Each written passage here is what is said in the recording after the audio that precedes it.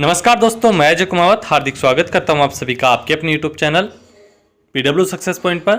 और दोस्तों हम बात कर चुके हैं दोस्तों सल्तनत काल के अंदर गुलाम वंश की और खिलजी वंश की। हमने गुलाम वंश और खिलजी वंश दोस्तों दोनों वंशों की बात कर ली है। आज हम बात करने जा रहे हैं दोस्तों तुगलक वंश की। जैसा कि आप सभी को पता है दोस्तों, हम शॉर्ट नोट्स के माध्यम से पूरे टॉपिक को कवर कर रहे हैं। तो आज हम बात करेंगे दोस्तों दिल्ली सल्तनत के अंदर। दिल्ली सल्तनत की दोस्तों जो शासनकाल रहा वो रहा 1206 से लेकर के 1526 तक का। दिल्ली सल्तनत के अंतर्गत 1206 से 1526 तक इतिहास का अध्ययन किया जाता है। और इन 322 वर्षों के इतिहास में दोस्तों 1206 से लेकर के 1526 के अंदर 320 वर्ष होते हैं। और इन 320 वर्षों में दोस्तों 5 वंशों ने दोस्तों शासन किया। उन 5 वंशों में से कौन कौन से वंश हैं दोस्तों, ये सल्तनत के राजवंश कहलाते हैं। और इन 5 वंशों की अगर हम बात करें तो पहला दोस्तों है गुलाम वंश, जो कि दोस्तों 1206 से 1290 ईस्वी तक गुलाम वंश ने शासन किया, जिसका दोस्तों हमने अध्ययन कर लिया है पिछले वीडियो के अंदर। तो दोस्तों अगर आपने वो वीडियो नहीं देखा है तो वीडियो के डिस्क्रिप्शन में लिंक दे दी जाएगी, वहां से वो वीडियो जरूर देखिएगा ताकि पूरा सल्तनत काल आपका क्लियर हो जाए और आने वाले एग्जाम में कोई प्रश्न आपका न छूटे, क्योंकि बेस क्लियर होने पर दोस्तों किसी भी क्वेश्चन को हम आसानी से हल कर सकते हैं।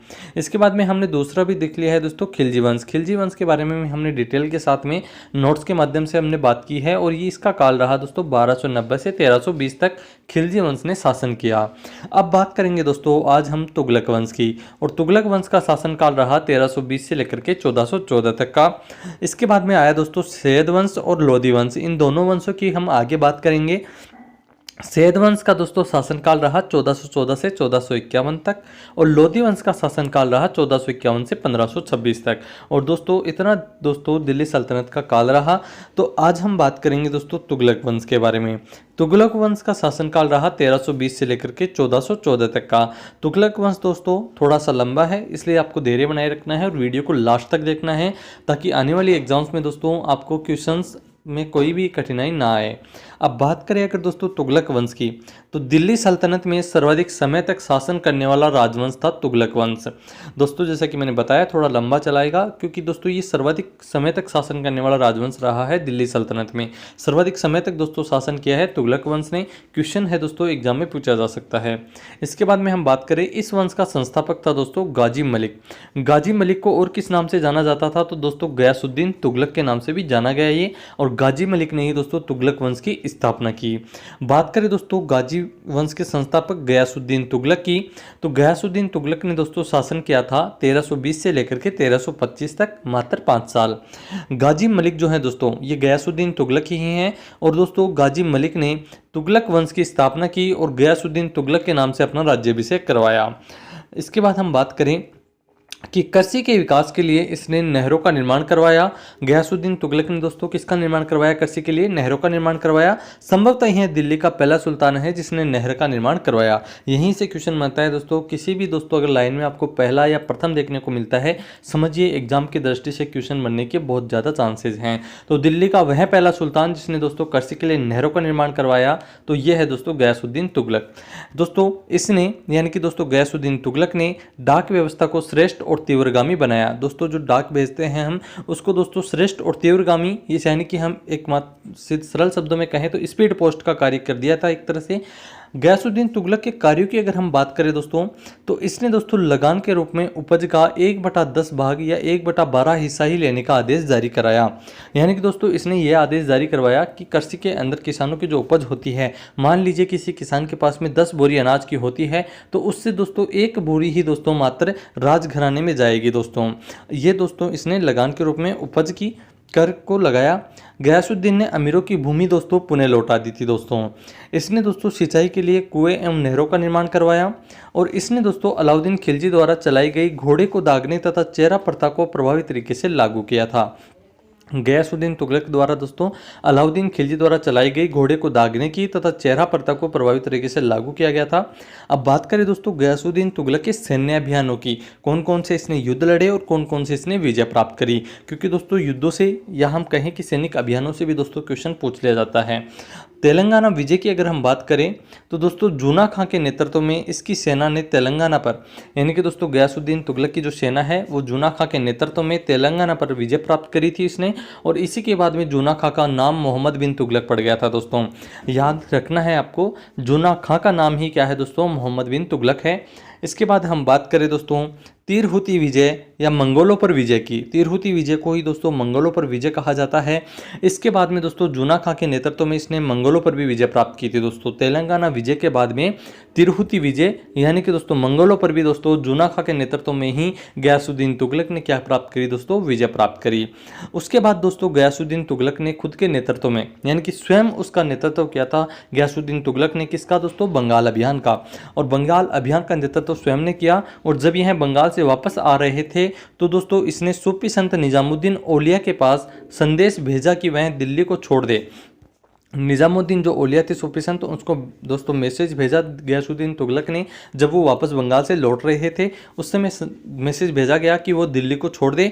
इसके जवाब में निजामुद्दीन औलिया ने कहा हुनूज दिल्ली दुरुस्त। और इसका मतलब होता है दोस्तों कि अर्थात दोस्तों हुजूर दिल्ली अभी दूर है, यानी कि दोस्तों दिल्ली अभी दूर है, आप आइए तो सही।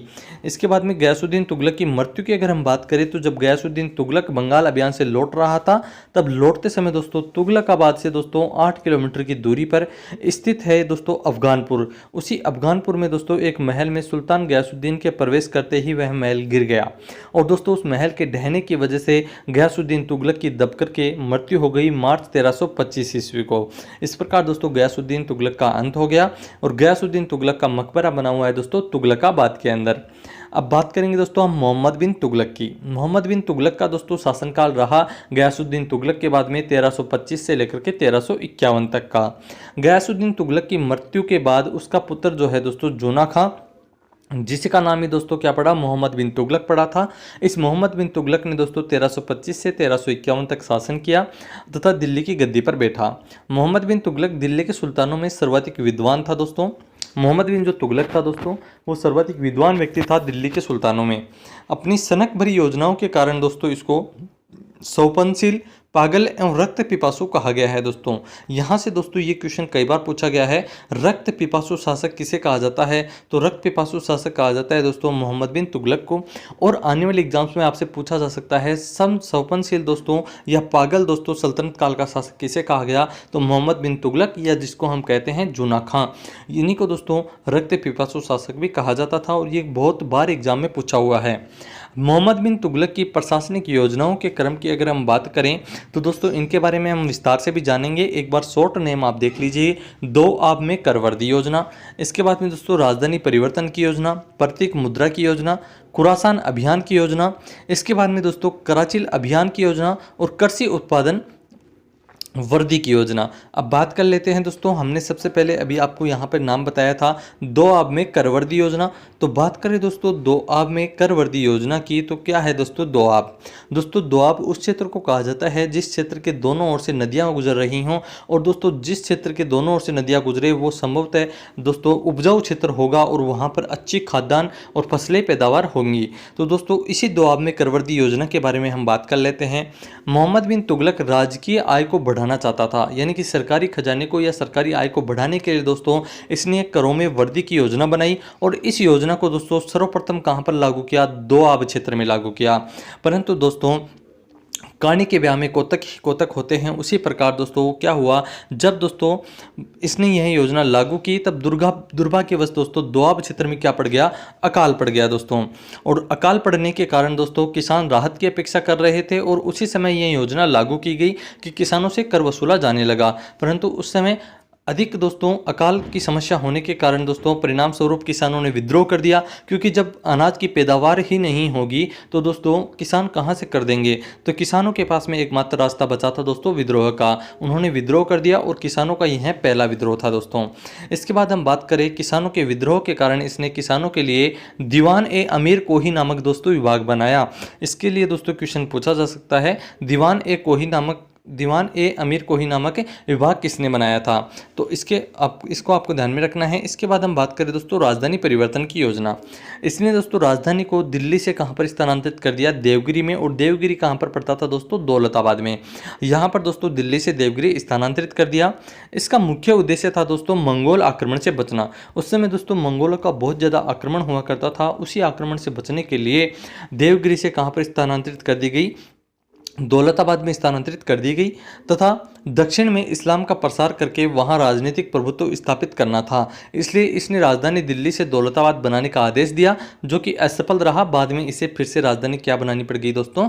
दिल्ली बनानी पड़ गई। यानी कि दोस्तों इसकी ना तो दोआबकर में जो वर्दी थी वो सफल हो पाई, ना ही दोस्तों इसकी राजधानी स्थानांतरित की जो योजना थी वो सफल हो पाई। दोनों ही योजना इसकी असफल हो गई। इसके बाद हम बात करेंगे दोस्तों सांकेतिक मुद्रा की योजना। सांकेतिक मुद्रा की योजना की बात करें कि क्या थी, तो मोहम्मद बिन तुगलक ने दोस्तों तांबे और कांसे के सिक्के चलवाए। किसके सिक्के चलवा दिए दोस्तों? तांबे और कांसे के सिक्के। और इन तांबे और कांसे के सिक्कों का जो मूल्य था दोस्तों वो चांदी के टंके के मूल्य के बराबर होता था। यानी कि दोस्तों तांबे और कांसे के सिक्के भी उसी मूल्य के बराबर होंगे जो चांदी के टंके का मूल्य होगा। इसने दोस्तों अपनी मुद्रा के निर्माण विधि को गुप्त नहीं रखा, जिस कारण घर घर दोस्तों नकली सिक्के बनने लगे। दोस्तों आपको पता है चांदी हर घर में नहीं मिलेगी, परंतु तांबे और कांसे की दोस्तों वस्तुएं हर घर में मिल जाएंगी। और उन्हीं दोस्तों तांबे और कांसे को मिला करके दोस्तों घर घर में क्या बनाए जाने लगे? नकली सिक्के बनाए जाने लगे। और पूरा बाजार क्या हो गया दोस्तों? नकली सिक्कों से भर गया। ये भी दोस्तों मोहम्मद बिन तुगलक के लिए दोस्तों समस्या पैदा हो गई। और जब इसे समझ आया, मोहम्मद बिन तुगलक को समझ में आया कि ये दोस्तों सिक्कों वाली परिवर्तन की योजना भी अपनी असफल हो गई, तो इस योजना का असफल हो जाने के बाद में इसने आदेश दिया कि जिन लोगों के पास में सांकेतिक मुद्रा है, यानी कि जो तांबा और कांसा की जो मुद्रा है वो दोस्तों जमा करवा करके उसके बदले में क्या ले जाए? वापस में चांदी के सिक्के ले जाएं। तो इससे भी दोस्तों मोहम्मद बिन तुगलक के शासनकाल में बहुत ज़्यादा हानि हुई, क्योंकि दोस्तों तांबे और चांदी के सिक्के तो मार्केट में बहुत ज़्यादा नकली बन चुके थे। उन्हीं दोस्तों नकली सिक्कों के बदले में उन्हें मिल रहे थे? अब चांदी के सिक्के मिल रहे थे। इसके बाद अगली योजना जो थी दोस्तों वो थी खुरासान अभियान योजना। इस समय ईरान खुरासान में मंगोलों के शासन का पतन हो गया था दोस्तों।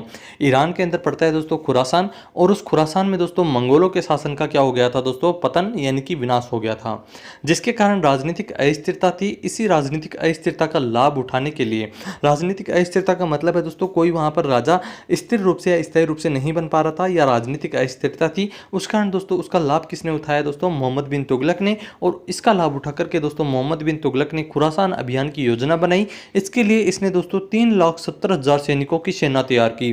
3,70,000 सैनिकों की दोस्तों संख्या में सैनिकों की तादाद थी। और उनको दोस्तों क्या कर दिया गया? 1 वर्ष का अग्रिम वेतन दे दिया गया। यानी कि कार्य करवाने से पहले ही उनको क्या दे दिया गया? 1 वर्ष का वेतन दे दिया गया पहले ही दोस्तों। परंतु दोस्तों इसमें भी दोस्तों मोहम्मद बिन तुगलक के साथ में बहुत ही बुरी घटना होती है कि अंतिम समय में क्या होता है दोस्तों, जो खुरासान होता है उसके शासक से संधि कर ली जाती है। और दोस्तों जो 1 लाख जो दोस्तों उनको 1 साल की दोस्तों अग्रिम जो दोस्तों वेतन दे दिया गया था 3,70,000 सैनिकों को, वो क्या चला गया दोस्तों? व्यर्थ चला गया मोहम्मद बिन तुगलक का। तो ये भी दोस्तों खुरासान का जो दोस्तों योजना थी वो भी दोस्तों क्या हो गई? मोहम्मद बिन तुगलक की असफल हो गई। इसके बाद इसने योजना बनाई थी दोस्तों कराचिल अभियान की योजना।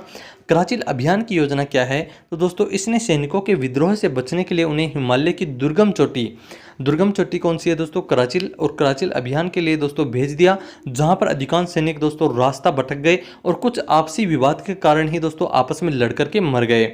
दोस्तों इब्न बतूता जो थे दोस्तों विदेशी इतिहासकार हैं दोस्तों, मोरक्को के यात्री थे ये, मोरक्को देश के इब्न बतूता।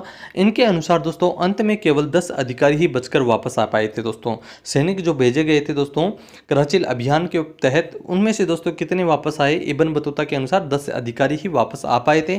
कुछ तो आपस में लड़कर मर गए और कुछ रास्ता भटक के दोस्तों अन्य स्थानों पर पहुंच गए। इसी के समय मोरक्को का यात्री इब्न बतूता भारत आया था दोस्तों। अभी मैंने आपको बताया कि इब्न बतूता के अनुसार कितने यात्री वापस आए थे? 10 यात्री वापस आए थे। और ये इब्न बतूता जो है वो कहाँ के हैं दोस्तों? मोरक्को देश के हैं। और दोस्तों मोहम्मद बिन तुगलक के समय ही ये कहाँ पर आए थे? भारत आए थे। पूछा जा सकता है कि इब्न बतूता किसके शासनकाल में भारत आए? तो दोस्तों मोहम्मद बिन तुगलक के शासनकाल में। और मोहम्मद बिन तुगलक ने उसकी विद्वता से खुश होकर उसे दिल्ली का क्या नियुक्त कर दिया दोस्तों? काजी नियुक्त कर दिया था दोस्तों इब्न बतूता को। अब हम बात करें मोहम्मद बिन तुगलक के शासनकाल में ही दोस्तों दक्षिण में हरियर और बुक्का नामक 2 भाइयों ने 1337 ईस्वी में एक स्वतंत्र राज्य विजयनगर की स्थापना की।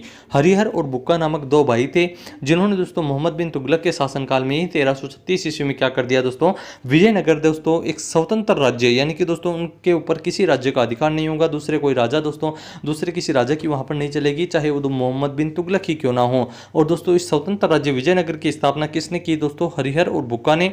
और इसी के साथ में दोस्तों 1347 ईस्वी में एक और स्वतंत्र राज्य कौन सा बना, बहीमनी साम्राज्य की स्थापना किसने की, अलाउद्दीन बहमन शाह ने की थी दोस्तों।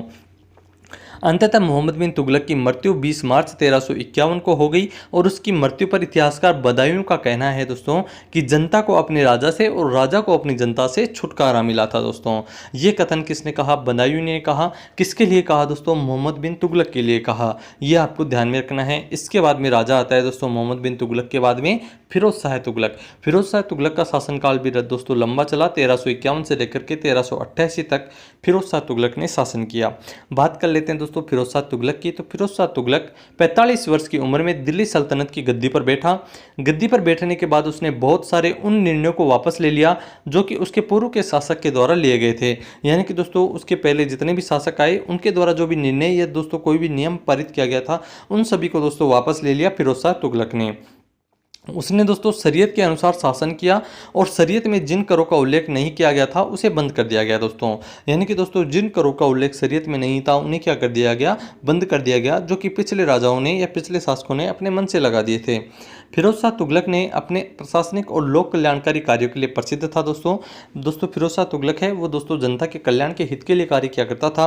कुछ इतिहासकारों ने इसे सल्तनत काल का दोस्तों अकबर कहा है, क्योंकि अकबर ने भी दोस्तों अपनी प्रजा के लिए दोस्तों बहुत अच्छे और कल्याणकारी कार्य किए थे। इसी कारण दोस्तों फिरोज शाह तुगलक को सल्तनत काल का अकबर कहा जाता है। ये क्वेश्चन पूछा जा सकता है कि सल्तनत काल का अकबर किस शासक को कहा जाता है, तो फिरोज शाह तुगलक को कहा जाता है। फिरोज शाह तुगलक ब्राह्मणों पर जजिया कर लगाने वाला पहला मुस्लिम शासक था दोस्तों। फिरोज शाह तुगलक वो पहला मुस्लिम शासक था जिसने ब्राह्मणों पर क्या लगाया दोस्तों, जजिया कर लगाया। मोहम्मद बिन कासिम ने भारत पर सबसे पहले जजिया कर लगाया था दोस्तों। सबसे पहले भारत पर जजिया कर किसने लगाया, तो ध्यान में रखना है मोहम्मद बिन कासिम ने लगाया। और गैर मुसलमानों से लिया जाने वाला एक प्रकार का ये सुरक्षात्मक कर होता है दोस्तों। गैर मुसलमानों से तात्पर्य है दोस्तों जो मुसलमान नहीं हैं, परंतु दोस्तों जो मोहम्मद बिन कासिम है उसने जजिया कर से दोस्तों कुछ लोगों को मुक्त रखा था, जैसे कि दोस्तों ब्राह्मणों को, औरतों को, बच्चों को, बूढ़ों को और विकलांगों को। इन सभी को दोस्तों जजिया कर से मुक्त रखा था दोस्तों मोहम्मद बिन कासिम ने। परंतु दोस्तों फिरोज शाह तुगलक ने क्या किया, ब्राह्मणों को भी जजिया कर में शामिल कर दिया, यानी कि ब्राह्मणों पर भी जजिया कर लगा दिया था दोस्तों फिरोज शाह तुगलक ने। अकबर ने दोस्तों 1564 ईस्वी में जजिया कर समाप्त कर दिया था और औरंगजेब ने दोस्तों 1679 में पुनः जजिया कर लगा दिया था। जजिया कर को अंतिम रूप से दोस्तों मोहम्मद शाह रंगीला ने समाप्त किया था। ये क्वेश्चन आपको ध्यान में रखना है। वैसे तो सभी क्वेश्चन इंपॉर्टेंट हैं, प्रत्येक लाइन से दोस्तों क्वेश्चन बन सकता है। नोट्स इसी तरह मैंने तैयार किए हैं। अकबर ने 1564 में जजिया कर समाप्त किया, औरंगजेब ने 1679 में वापस लगा दिया और अंतिम रूप से जजिया कर को दोस्तों मोहम्मद शाह रंगीला ने समाप्त किया था। ये क्वेश्चन बहुत बार एग्जामों में पूछा जा चुका है। इसके बाद हम बात करेंगे दोस्तों ऋणों की समाप्ति। फिरोज शाह तुगलक के शासक बनते हैं और उसने किसानों के ऋण को माफ़ कर दिया। फिरोज शाह तुगलक जैसे शासक बनता है उसने किसानों के ऋण को क्या कर दिया, माफ़ कर दिया और उसके द्वारा केवल 4 कर लगाए गए। फिरोज शाह तुगलक ने दोस्तों कितने कर लगाए, 4 कर लगाए, जो कि आता है दोस्तों पहला खराज, जिसको हम कहें कि लगान। इसके बाद में आता है दोस्तों खुम्स। और खुम्स क्या होता है दोस्तों, युद्ध में लूट के माल पर जो कर लगता था दोस्तों, युद्ध में लूटे हुए माल पर जो टैक्स लगता था, यानी कि राजा के या राजकीय कोष में जो कर जाएगा उसको दोस्तों खुम्स कहा जाता था। और इसके अलावा दोस्तों जजिया, जो कि गैर मुस्लिम पर लगने वाला कर था, जिसमें दोस्तों फिरोज शाह तुगलक ने ब्राह्मणों को भी दोस्तों क्या कर दिया था, शामिल कर दिया था। इसके बाद में अंतिम है दोस्तों जकात। ये 4 कर आपको ध्यान में रखना है। जकात क्या होता है दोस्तों, इस्लाम धर्म के अनुसार 2.5% का दान जो उन लोगों को देना पड़ता है जो को क्या होते हैं दोस्तों, मालदार होते हैं, जिनके पास बहुत पैसा होता है, और दोस्तों उन लोगों को दिया जाता है जो दोस्तों अपाहिज या असहाय होते हैं और साधनहीन होते हैं, जिनके पास में दोस्तों अपने जीवन यापन करने के लिए दोस्तों कोई साधन नहीं होता है, उनको दोस्तों वो कर दिया जाता था, जिसको जकात कर कहा गया। इसके बाद हम बात करें दोस्तों राजनीतिक अपराधों के दंड में विधान परिवर्तन। राजनीतिक अपराधों का जो दोस्तों दंड विधान था उसमें क्या किया गया, परिवर्तन किया गया। तो फिरोज शाह तुगलक ने दोस्तों राजनीतिक अपराध जैसे कि राजद्रोह है, गबन के दंड विधान में परिवर्तन करके कठोर दंड की जगह सामान्य दंड की व्यवस्था की। फिरोज शाह तुगलक ने दोस्तों जो राजद्रोह का आरोप होता है, मतलब राजा के खिलाफ कोई भी कार्य किया जाए तो वो होता है दोस्तों राजद्रोह है, या देश के खिलाफ कोई भी कार्य किया जाए वो होता है राजद्रोह है। तो उस राजद्रोह के तहत यदि कोई व्यक्ति अपराधी पाया जाता था तो दंड विधान में दोस्तों उसके लिए बहुत ही कठोर सजा थी, परंतु उस कठोर सजा को दोस्तों फिरोज शाह तुगलक ने क्या कर दिया, सामान्य सजा में या सामान्य दंड में परिवर्तित कर दिया। इसके बाद में है दोस्तों सरकारी सेवाओं को वंशानुगत बनाया। फिरोज शाह तुगलक ने दोस्तों आदेश दिया कि सरकारी सेवक के वृद्ध होने या मृत्यु होने पर उसके पुत्र अथवा दामाद अथवा दास को सरकारी सेवा में नियुक्त किया जाए।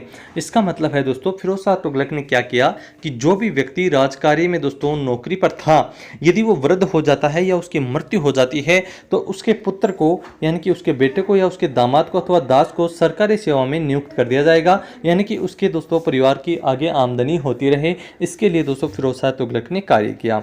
नगद वेतन की जगह जागीर देने की व्यवस्था की। नगद वेतन की जगह दोस्तों क्या कर दिया गया, जागीर देने की व्यवस्था प्रारंभ की गई फिरोज शाह तुगलक के द्वारा। इसने उच्च सैनिकों को नगद वेतन की जगह जागीर देने की व्यवस्था शुरू कर दी थी दोस्तों। इसके बाद में है दोस्तों मुद्रा में सुधार। तो दोस्तों फिरोज शाह तुगलक ने 3 प्रकार की मुद्राओं का प्रचलन किया। वो 3 प्रकार की मुद्राएं कौन कौन सी हैं दोस्तों, जान लेते हैं। तो फिरोज शाह तुगलक के द्वारा चलाई गई 3 मुद्राएं संसगनी, अद्य और विक। क्या है दोस्तों ये मुद्राएं, तो जो संसगनी है यह चांदी की मुद्रा थी, यह टंका के मूल्य के 1/6 थी दोस्तों।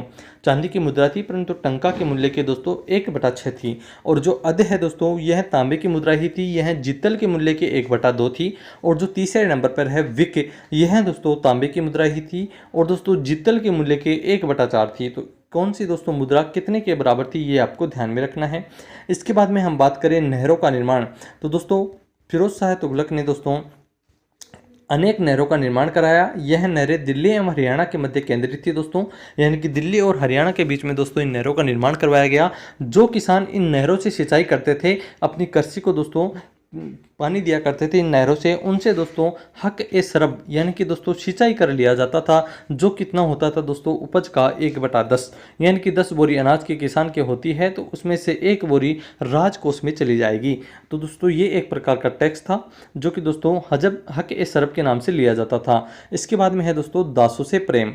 तो दोस्तों जो फिरोज शाह तुगलक थे वो दोस्तों दास प्रेमी थे। दासों से दोस्तों इनको अत्यधिक लगाव था। यह सर्वाधिक दास प्रेमी सुल्तान था दोस्तों। और इसके पास में दोस्तों कितने दास थे दोस्तों, इसके पास में 1,80,000 दास थे दोस्तों। इसने दासों को नियंत्रित करने के लिए दीवान ए बंदगान अर्थात दासों का विभाग स्थापित किया दोस्तों। दिल्ली सल्तनत के अंदर दोस्तों फिरोज शाह तुगलक के द्वारा दासों को ऊपर नियंत्रित रखने के लिए दोस्तों दीवान ए बंदगान नामक दासों का विभाग स्थापित किया। प्रत्येक दास को दोस्तों 10 से लेकर के 100 टन का वार्षिक वेतन दिया जाता था दोस्तों। दास प्रेमी शासक था दोस्तों फिरोज शाह तुगलक। और दोस्तों 1,80,000 दास थे दोस्तों इसके पास में। शिफा खाना की व्यवस्था की गई, यानी कि निःशुल्क चिकित्सालय की व्यवस्था किसके द्वारा की गई थी दोस्तों, फिरोज शाह तुगलक के द्वारा। इसने अनेकों निःशुल्क चिकित्सालय की स्थापना करवाई और दोस्तों दार उल सफा नामक राजकीय अस्पताल खुलवाए थे दोस्तों। उन अस्पतालों का नाम क्या रखा गया दोस्तों, दार उल सफा। इसके बाद हम बात करें फिरोज शाह तुगलक के उत्तराधिकारी की। तो दोस्तों फिरोज शाह तुगलक के 2 पुत्र थे, फतेह खां और मोहम्मद खान।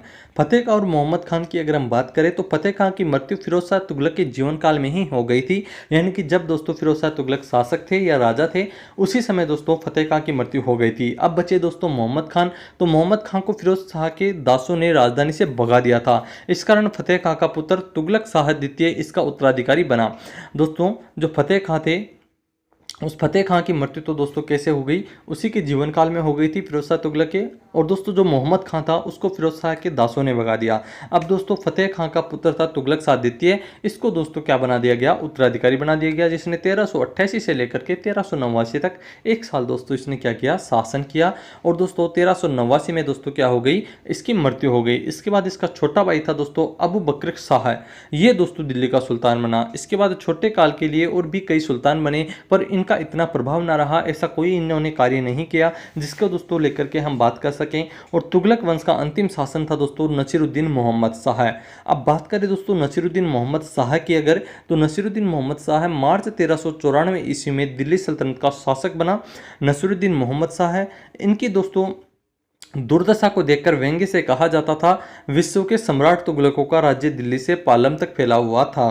क्योंकि दोस्तों जो नसीरुद्दीन मोहम्मद शाह है उनके समय दोस्तों दिल्ली सल्तनत का काल बहुत ही दोस्तों संकीर्ण क्षेत्र में हो गया था, क्योंकि अन्य जो राजा थे उन्होंने दोस्तों क्या कर लिया, उन अधिकार क्षेत्र में ले लिया था दिल्ली सल्तनत के काल को।